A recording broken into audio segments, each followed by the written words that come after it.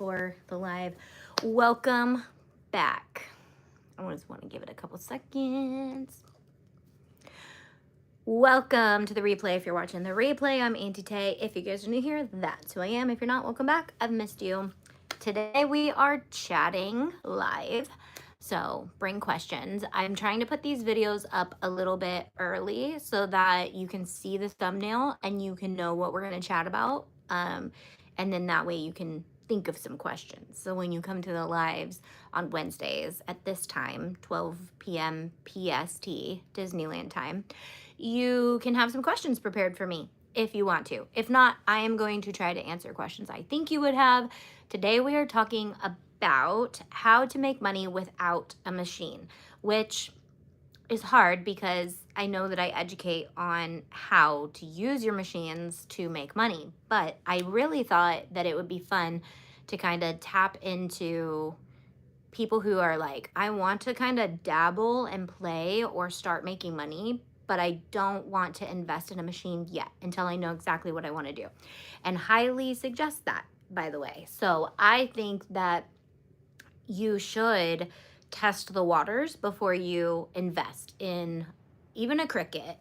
If you have a friend who has a Cricut and they are willing to show you how to use it, that's always what I do before I send people to watch my videos on the internet. I'm like, come over and I will show you how to use it and we will make something together. So, but that's kind of what I'm talking about today, but I'm also going to talk about people who actually want to just like start making money without machines. So there's quite a few different ways you can do this, and I hope I can cover a lot of them. So if you're like me, who does not have a CO2 laser, and I really want one, but you have maybe a Cricut, or you've even got a diode laser, or you maybe are into sublimation, but you want to add some sort of like laser element, or maybe you have not invested in sublimation, but you want to have some of those elements into your DIYs. There are so many ways to do that. So I am going to start with outsourcing. One of the things is in next week's video, will touch more on direct to fabric, direct to film, DTF, specifically because I think that there is this time when you will need to get your own equipment, but we'll talk more about the specifics on when that happens. Because there are so many companies that are doing direct to fabric prints on demand, or you upload your own photos, it's just more, it just makes more sense, especially for people like me. And sorry, I was reading a comment, who I don't really want to get another machine. I want to be able to have UV DTF and DTF prints on hand. So we have a company that we partner with. It's prettypersonal.com, and she actually offers my business members 30% off her orders, her entire order. And then I think it's free shipping over $75. So I only order from her when I have a big order, and then I use my business discount. So, and then if you are a craft member, you get 20% off of her website. And they just got a new printer, and I don't even know what the printer is. I'm super excited, but they do UV DTF, they do DTF, and custom vinyl printing, which is super cool because you could actually print your own patterns on vinyl, which I just wanted to like plug. The series that I'm filming right now is a design videos series. I am going to be showing you guys how to make seamless patterns and design in 5 different programs. So I'm really excited about that.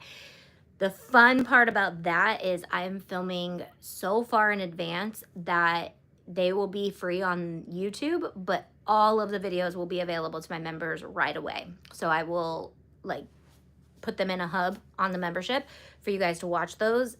When I'm finished with like every series, you'll get that, and then it'll go on YouTube. So you can wait if you're not a member and watch them every single week. But I'm going to cover 5 programs. So that's one way, is you can design for machines. You don't even have to have a machine to be able to design for a machine. You want to be able to prototype with a machine somehow, some way though. So I would suggest if you are designing for a machine, you know what you're doing. See, designing for DTF and UV DTF, which is completely just like a printable, you can do that. You could design for it. We actually will be launching in the next couple weeks digital design downloads on Shop Auntie Tay. You can actually list your own digital designs, but you can sell your digital products soon on Shop Auntie Tay. But you can sell your digital products wherever. But I would highly suggest knowing how to design for that. So I will have a video on designing for DTF, exporting for DTF, making sure your print colors are actually going to be your print colors. A lot of the times I will see people jump into design because it's so easy, but then reality, they don't understand CMYK, they don't understand RGB, they don't understand DPI, they don't understand. So if I sound like gibberish, then follow along. Because if you want to design for DTF, direct to fabric, direct to film, I always think it's fabric, direct to film, I like calling it direct to fabric, honestly though, because it helps me remember that that's for fabrics. So I think that's my brain trying to like come up with a solution. So designing is one way. Another way, I said I was going to talk about outsourcing. So I've also been vlogging behind the scenes for the last 3 days, and I've just been rambling on camera to you guys that I will eventually put out onto the internet. So it's really kind of affecting my life. I'm like, wait, stay on track. You can't edit this out. So outsourcing, whether you partner with someone who has a machine or you send off to a company like It's Pretty Personal to do your gang sheets for you. I love UV-DTF and DTF. I love It's Pretty Personal specifically because you can actually upload your own designs. You're not, and I know there's other companies too, but like you're not just buying stock images. One thing I love about that is like I get a lot of requests. I do a lot of stuff on the side for friends and family.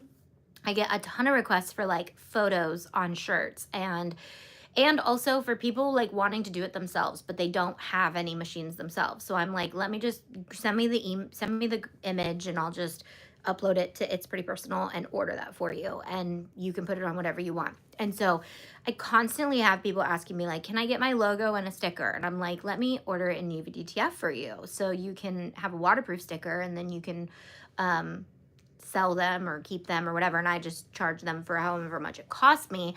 But I have passed up a lot of opportunity if I were to be selling these things to make a good amount of money, honestly. And then I don't even market that. People just ask me because they know I know how to do it. So if you're actually marketing it, you will get people who are like, I'm doing a fundraiser. Is there anything we could sell? And you could be like, yeah, you can do your brand's logo in little decals and you can do those as giveaways where people can buy those for $1 or give them in your packaging, and like you can just help so many people. But when you get big orders, that's when outsourcing is really nice too, because then you're not spending a ton of time with your own machine.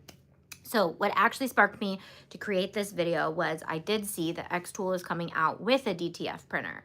And I was like, oh, it's $4,000 though. Like, do you know how many orders I could do through It's Pretty Personal with $4,000 and then not have to manage a machine, put ink in it, cut the cost every time I make a mistake?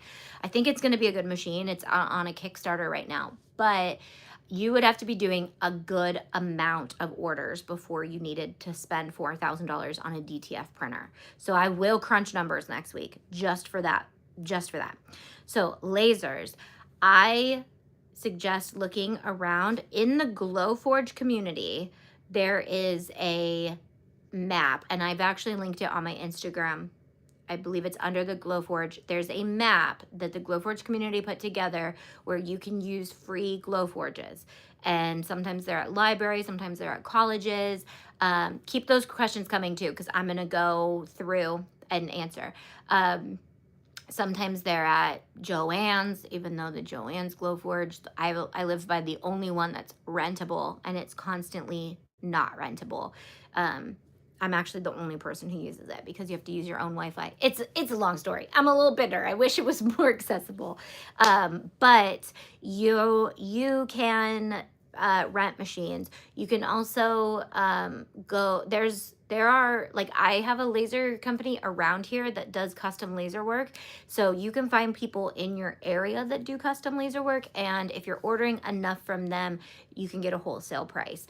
So the nice thing about that is you can make sure you have like a reliable person who is cutting for you, like work with them for a little bit to know that they're going to deliver, that they have good products, that they're delivering on everything that they say they're going to deliver on. If you send them an order for 2,000 pieces, that they can actually like do it.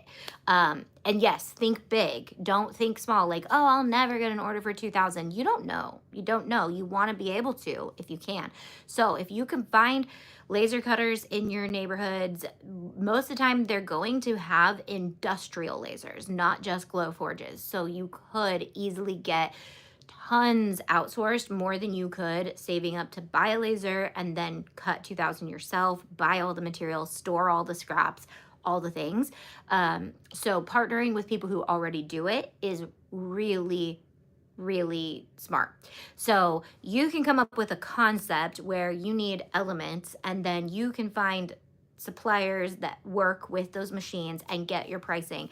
And then what you can do is also gauge your audience on what they're willing to buy, what they're interested in. So then you can either pre-sell and do a kit and say, hey, I'm gonna launch 50 kits. Is anybody interested? And start small. And you might have to pay a little higher price to start small, but eventually, as you start to learn what your audience loves and will buy and want to buy over and over and over again, or in different versions, or you want to do like a subscription box, or you want to do a membership, and it's actually like you send out physical products. The more you know what they want, the more you can start to get bigger and bigger and say, okay, now I'm going to do 45 kits. I'm going to do 50 kits. I'm going to do 60 kits. I'm going to do 150 kits. I'm going to do 1,000 kits. And you just grow gradually. So is that making sense? Let me answer some questions. So we talked about outsourcing, whether it's with local people or you're ordering from companies. Obviously, manufacturing is a thing. So if you have a good amount of income that you're wanting to invest in something that can be made with a machine, you can go to a factory and get it produced by a factory. You're going to just have to order a lot more. However, you are going to get a big return of investment if you do have the buyers for the product that you are creating. So just know factory equals massive amounts, but factory equals massive money, because you are taking the production so fast that you are lowering your cost on your income, like not your income, your cost of goods. However, because you're buying in the thousands or hundreds, depending on what you're buying, you're going to be shelling out more money, but you'll have more asset when you buy it, if that makes sense. Okay. Mr. Crafties. Okay, I thought I saw one about I need a designer to work with me on designing part of my logo. That would be something awesome for somebody to add to Shop Auntie Tay. You can add design services, and however much you charge hourly, and that way Barbara can order from you. Barbara, you can also go on Shop Auntie Tay, and there's a channel that you can chat in as a shopper, and you can request, and then people can bid on that. I don't know if we have very many designers in there, but Barbara, maybe I can send me your idea for your logo through our member chat if you're a member. I think you're a member. And I can use, if you're okay with it, your logo in my design series so I can play with it. Why don't I do that? Okay, so I'm doing all these, like how to use the pen tool, how to use this. So if anybody is in need of design work and you are a member, send me a message with what you need, and I will try to integrate that so we can win-win. What about 3D printers? Okay, so 3D printers are pretty inexpensive, honestly. And while you can outsource your 3D printer work, it's not like, I don't know how to explain it. 3D printing is slow regardless, unless it's gotten faster since like it started. But you can get a 3D printer for pretty inexpensive. So I guess what I would say is like, there are certain machines I highly suggest just jump in and get them. And then there's those machines that I'm like, try outsourcing first before you buy them. And I think anything under $400 is where you don't need to outsource. You can save and get the stuff depending on how much materials cost too. I would say like if you could start it for under 800 materials included, I would say you could always like sell enough to at least pay for the business pretty quickly. If you are investing more than, see, and then there's that like gray area where it's like $800 to $3,000. I would say $8,000 to $3,000. And this is my very conservative, debt-free budget, like start a business where you are mentality. But anything from like 800 to 3,000, I would say be bringing in some sort of sales already, so that way you're not just like taking a ton of your own income and dumping it into something that's like a risk. Like have a little bit of knowledge before you take this bubble risk. And then anything above 3,000, so we're talking about, so like in this window is your diode lasers, which diode lasers can be under 800 too, so like, but not with materials, so I'd put those in the gray area. So those are definitely going to be like something I want you to know, like you have a target audience and they're pretty active and they're going to buy stuff from you. So don't go investing into this stuff until you're starting to get a little bit of orders and some insight on that, the fact that like you're like, oh hey guys, I'm already doing these, do you guys think you'd be interested in a wood form of this or whatever? And then, and I know I'm answering 3D printers. So all that to say, 3D printers are down here and I suggest buying one. I don't know which ones are the best, but all I know is I can't do anything 3D printed because I don't have one. And there are a lot of places I get stopped, like when I'm designing, because I can't make like a 3D element. I have to do it out of like layers with the laser or physical products that I can actually make myself. So I highly suggest 3D printing. I think it's a huge, inexpensive, and I'm sure they've got bigger machines. I don't know much about 3D printing, but and then also designing for 3D printing is a big business too. So even if you have just like a cheap thing to make prototypes with, designing for them is great. This little window of stuff, designing for this little window of stuff is great as well. And you can create prototypes with these things and you only have to make a few of things. Now, when you want to be like mass producing and you want to get in those like 3,000 and up machines, I'll even do another window from like 3,000 to 15,000 is when you know you're ready, because honestly, those machines are going to make you money, period. You can make your money back probably in the first couple months of having a machine that's $3,000 to $15,000. The problem is do you have the customer base? Do you have the product you're actually going to be creating? And do you believe in that product? And do you know how to market that product? Those things are very important before you spend a ton of money on these things.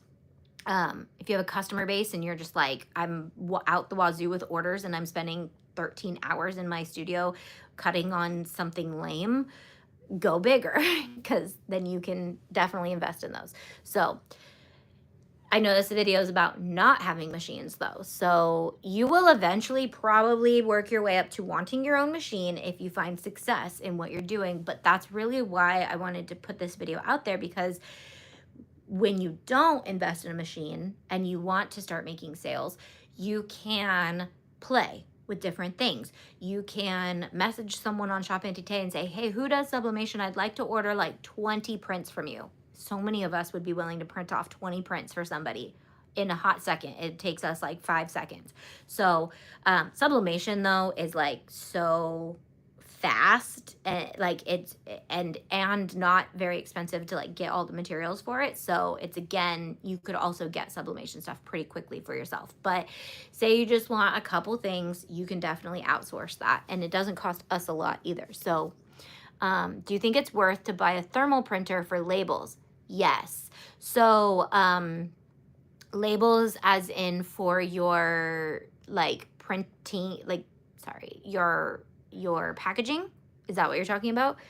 3D printers will be great for RC parts. Yeah, 3D printers are great for so many things, especially because there are so many things that don't have parts anymore.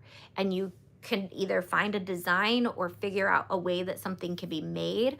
I remember when my dad used to buy car gaskets like all the time. And okay, I grew up hearing gaskets. I was thinking gaskets like psh, psh. To me, a gasket sounds like psh, psh. And there's one time he was getting a gasket shipped to our house, and I was like, that's your gasket? And I looked at it and I was like, this is a piece of foam with like you could design these and cut these on a Cricut. And then it like sparked us into like, could we create our own gaskets? And like, so 3D printing, you can create so many little parts. Shipping labels, absolutely. So I do think thermal printer labels are highly important in shipping. One, they don't take ink, so they're not going to run out of ink. The way a thermal printer works is with just heat. So the only investment you're doing after you buy one is the actual sticker for the shipping label. They print so fast, they print so easily. The printers are really inexpensive, so I do highly suggest thermal printers. I've seen even some cute like people using their thermal printers for like thank you stickers, and now they're making like rainbow colored ones that work with the heat. So it's actually a really inexpensive way to up your branding and your packaging, because you can print your label, your logos on them for the outside of your boxes.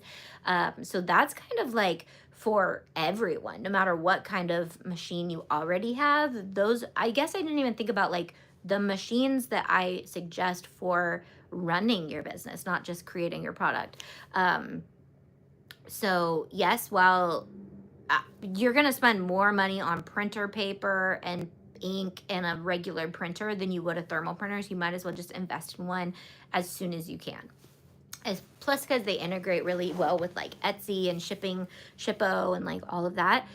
So you definitely want a thermal printer. Other things that I mean, obviously a printer is usually needed when you're running a business, so that's a good machine to have. I do suggest the Epson EcoTank for your regular printer as well, just because the ink lasts so long on it, and it's like a copy machine, fax machine, and it's super inexpensive. Anything else? Do you have any thermal printers listed in your sites that you recommend? I don't, but I can add some. I think Tiff and I both have the same one. It's just like the basic one. If you look up on Amazon thermal printer, it comes up. But I will make an Amazon store list that is just my business recommendations. I've never even thought about that. And so I'll add like anything it's been so long since I started my business that I'm like, what did I buy when I first started my business? So thermal printer was a big one. And that you can integrate into like whether you you sell on eBay, you sell on Etsy, maybe you have like 4 different things you're doing online. Your thermal printer is needed for that. Yeah, so outsourcing, partnering with people who already have machines and working with them. You might have to spend a little bit more money on their time. Renting machines or going places where your machines are rentable. We have a place in Sacramento, and I've not yet used it. I think it's called like Makerspace. You pay $40 a month and you get access to their entire makerspace. They have like sewing machines and lasers and all these cool things that you have to get trained. You have to like pay for the training on each machine, on like the bigger machines, but you can use all of them. I've debated doing that. But just in my building alone, there is another person who has an industrial laser. So just Google search local laser companies, local people, printers, like they're actually a print shop and they have a laser. And so getting to know more business people is helpful too, because then they'll be able to give you resources of like, hey, you need this. I got a buddy that does that, or I've got that. I've got that. Or maybe you can trade services too. Like if you do one type of service and they do another type of service, you can help each other out. So that's always, collaboration is always a good one too, to be able to work together when it comes to those more expensive things. Yeah, so working together with other people, renting, outsourcing. I would say this is still outsourcing, but ordering from websites, like it's pretty personal to get your custom designs onto things or people's custom orders done. That's the one thing I love about It's Pretty Personal. And their shipping takes about like 3 to 4 days, give or take. So the one thing I do run into when I outsource my DTF printing is like I do need to have like a good 4 or 5 days heads up time. Because the application of it takes a minute, but it's the shipping and they do the printing and all that. So I also like to order my gang sheets in like bulk. So if somebody doesn't need it right away, I like that, because then I can say, okay, I'll order that in a few weeks, and I'm also going to order on my gang sheet a bunch of other stuff that I already need. That will cut my costs down. And if I'm trying to make money off of that, I can charge them the same price and I'll make a little bit more, or I can charge them less because I'm just giving it to them for a service. So one thing I love doing with the DTF gang sheets is, and I think we've done them live, I'm pretty sure I did the shirts live with you guys, is like camp orders, where the kids are going to be spending like $10 per shirt. That is like a great way to make a good amount of money, because like if you have 50 kids going to camp and they all need a shirt and you're just charging them $10, but it's only going to cost you like 5, then 5 times 50 is $250 that you could make off of doing one outsourcing order. Did I do that? Yeah, I did that math right. So I mean, and you can charge in the upwards. I was just using kids going to camp and we wouldn't spend that much, but like say you're doing adults going to a group thing and they need 50 shirts, like okay, a business, like say HealthNet is taking their staff to I don't know, somewhere they want everyone to wear the same shirt, and they have 3,000 employees and they want $25 a shirt, or you want $25 a shirt. That's $25,000 on one outsourcing order. That might be when you need to get a machine, but not really, because you could outsource that to a company that could get it done in like 3 days for you. And then you can be working on your next order, getting another client that's going to order from you. So, yeah, having a great place for these businesses to find you is really important too, though. So we will talk all year on Wednesdays about more things that you can do to make sure like these clients that are looking for people to do custom orders can find you professionally, and you're not just like Joe Schmo on the street being like, I make shirts, or I make whatever you make. So how to get your clients to find you and then have a professional place. If you're interested in more of that, as a seller of Shop Auntie Tay, you get access to my business membership, and that's the only way you can be a business member anymore right now. And I have lots of old resources that I've created where it talks about getting your hub in order. If there's anything we can learn from the TikTok 4-hour shutdown, it's email list and your website is key, okay? Have a spot for your customers to come to you and give you their information directly, so that you're not relying on a social media platform that could tank at any moment. So I've been saying that for years, but it was a like a, not a slap in the face, but yeah, that's why I say that, you know. Do you have any thermal printers? No. Okay. Thank you for your great info. You're welcome. Okay. I think I'm going to go. I am organizing the studio and vlogging behind the scenes right now. So, you guys hopefully will get to see that by next week. Just like what I'm doing in this space. I'm like overhauling this whole studio over the next month and turning it into a shipping department, because we want to put some stuff in Shop Auntie Tay. And I want to start but like selling kits and things and fun things and personal stuff that I make or that I want to like create. So stay tuned for that if you guys are interested. Join me here on Wednesdays for live business chats, and I'll see you guys next time.